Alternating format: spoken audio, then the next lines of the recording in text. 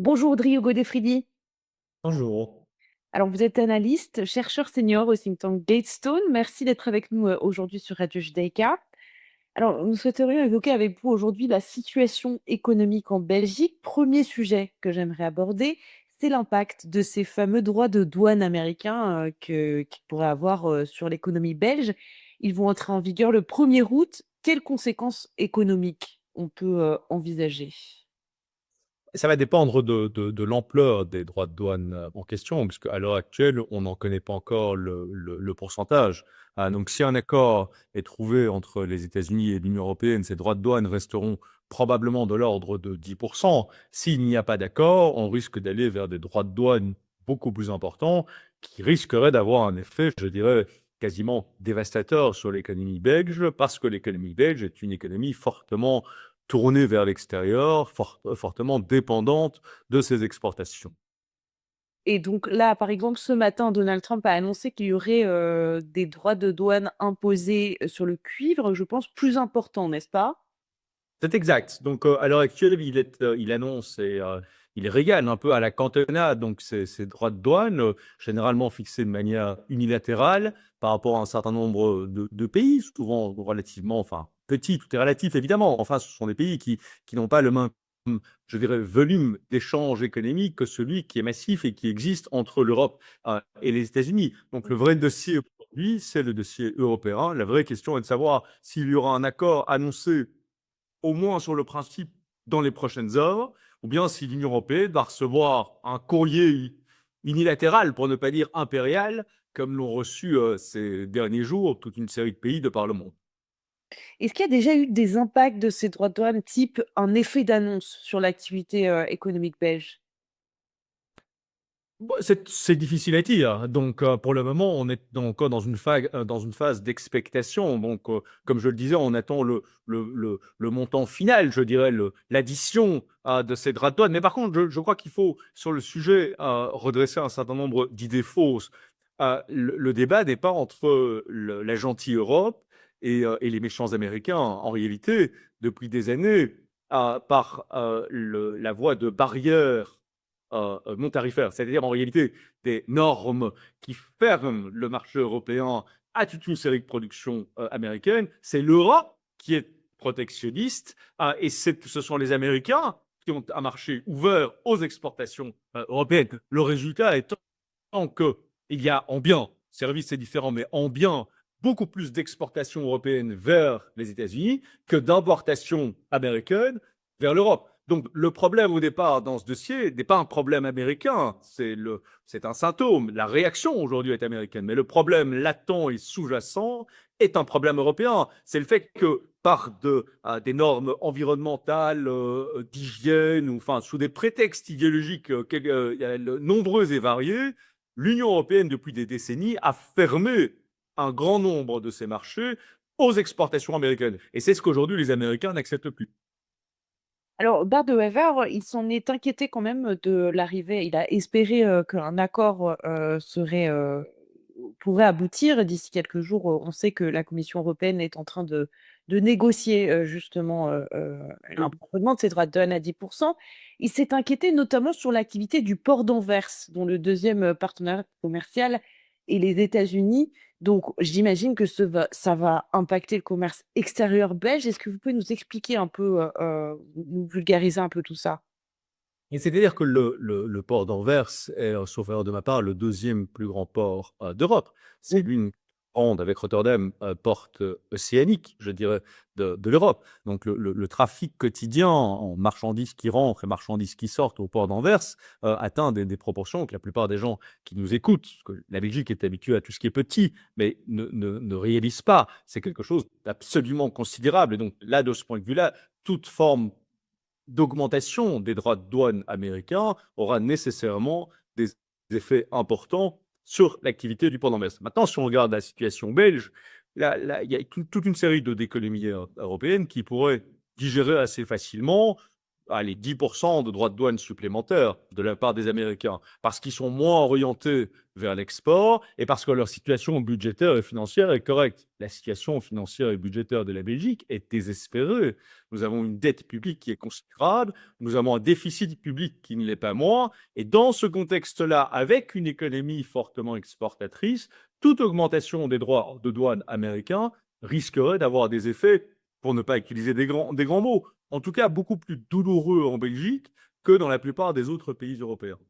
Donc c'est absolument dans l'intérêt de la Belgique, qu'un accord aboutisse donc. Oui, et alors le grand drame, si vous voulez, ce que vous dites est tout à fait correct. Donc notre obsession devrait être d'avoir un accord avec les Américains, mais le problème, c'est que ça ne dépend pas de nous. Vous le rappeliez à l'instant.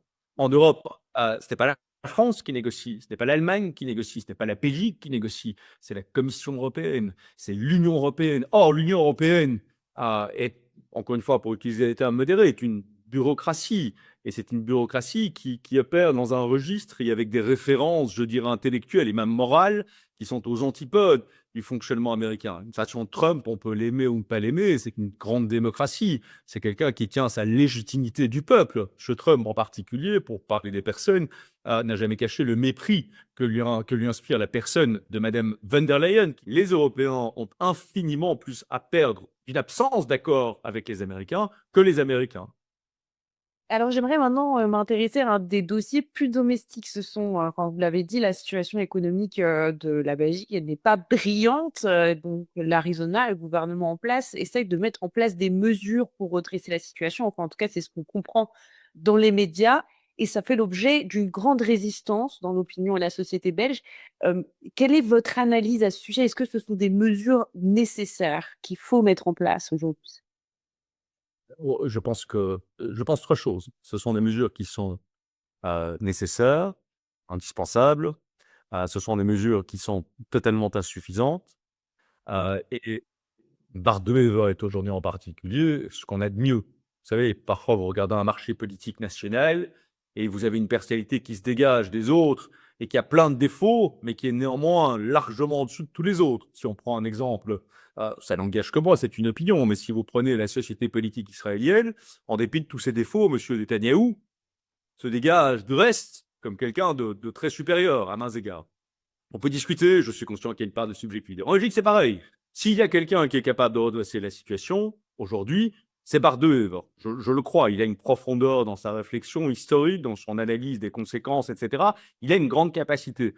Néanmoins, la situation est à ce point difficile, pour ne pas toujours utiliser encore une fois les grands mots désespérés, etc., difficile sur le plan de la dette, sur le plan budgétaire, que cela sera très difficile d'échapper à une évolution. Vous savez, moi, ça fait des années que je vous dis, et j'explique dans les médias, attention, nous allons en Belgique, si rien n'est fait, connaître une situation à la grecque. Nous sommes quelques-uns à le dire. Et depuis des années, on nous dit, mais non, écoutez, vous exagérez, ça n'arrivera pas, il y a beaucoup de différences.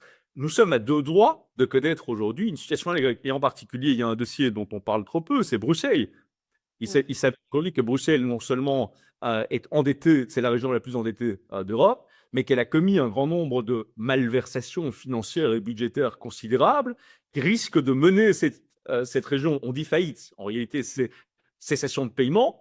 Et donc, qui va intervenir derrière? Ce sera l'État fédéral. Mais l'État fédéral belge est lui-même exempt sur le plan budgétaire. Donc oui, j'abonde dans votre sens, la situation belge est vraiment très difficile sur le plan financier et les mesures qui sont aujourd'hui prises sont des mesures absolument indispensables, mais encore très loin de ce qui, selon moi, devrait être fait pour retrouver un minimum d'équilibre dans les finances. Alors, il semblerait quand même que récemment, la Belgique ait réussi à lever 3 milliards d'euros à court terme par le biais de certificats de trésorerie, des obligations à court terme. Ce sont un peu des termes qui peuvent paraître pas forcément très simples pour nos auditeurs. Alors, qu'est-ce que ça veut dire? Bon, ça veut dire que la Belgique doit financer une partie de ses dépenses courantes en faisant des emprunts à court terme. Alors ça, que ce soit pour un ménage, pour une entreprise, pour un gouvernement, ça n'est jamais très bon signe. Quand pour aller faire, je vais prendre des références très belges, mais après tout, nous sommes en Belgique, quand pour aller faire vos courses chez Deleuze ou au Carrefour, vous devez emprunter de l'argent à la banque, c'est pas très bon signe sur la qualité et l'équilibre de vos finances. Bien, pour un État, c'est évidemment la même chose. Donc, le fait que la Belgique parvienne encore à se faire prêter de l'argent est une bonne chose parce que, évidemment, C'est vrai qu'il y a une différence entre la Belgique et la Grèce. Quelle est cette différence? On peut le dire. Quelle est la différence entre la Belgique aujourd'hui et la Grèce à l'époque? C'est que la Grèce ne savait pas lever l'impôt. La Belgique est très douée quand il s'agit d'aller chercher dans la poche des citoyens leur argent. Alors oui, de ce point de vue-là, la Belgique conserve une certaine crédibilité, semble-t-il, sur les marchés financiers. Mais ce qui décide de la crédibilité, ce sont les notes des agences de notation. Or, aujourd'hui, si vous prenez Bruxelles, la note de Bruxelles comme région est dépendante de comptes publics dont il est aujourd'hui prouvé qu'ils ont été falsifiés. Donc tout ça pourrait évoluer de manière négative. Dans le cas de Bruxelles, je pense qu'on va vers une situation de cessation de paiement, si pas cet été, l'automne prochain. Et là, les choses peuvent aller très vite. Alors, par ailleurs, vous parlez d'un certain nombre d'éléments économiques. L'Institut de recherche économique et sociale de l'UC Louvain, elle table sur une croissance du PIB belge de 1,1% cette année, 1% l'an prochain. Bon, c'est pas beaucoup quand on sait que en général, c'est entre 1 et 2% si je ne m'abuse. Heu, Qu'est-ce que ça veut dire là? Est-ce que c'est positif? C'est négatif? Comment on comprend? C'est ridicule. C'est-à-dire que depuis 10, 15 ans, la situation en Europe, c'est qu'on a en gros et en moyenne 1% de croissance économique, ce qui est rien du tout. Si vous rapportez ça ne serait-ce qu'à l'inflation, ce n'est rien du tout. Dans le même temps que les Américains ont, pour la même période, 2% de croissance. La résultante étant que, alors qu'on parle de niveau de revenus et de richesse comparables en 2000 entre les Américains et l'Europe, aujourd'hui, en 2023 déjà, le PIB par tête, donc par habitant, est aux États-Unis le double de ce qu'il en est. Donc aujourd'hui, il faut vraiment, prendre à bras-le-corps, j'imagine, ces problématiques-là. Alors, merci beaucoup, Drio Godfredi, d'avoir bien voulu nous éclairer sur cette question. Je rappelle que vous êtes, chercheur senior au think tank Gatestone. Merci et à très bientôt. À bientôt.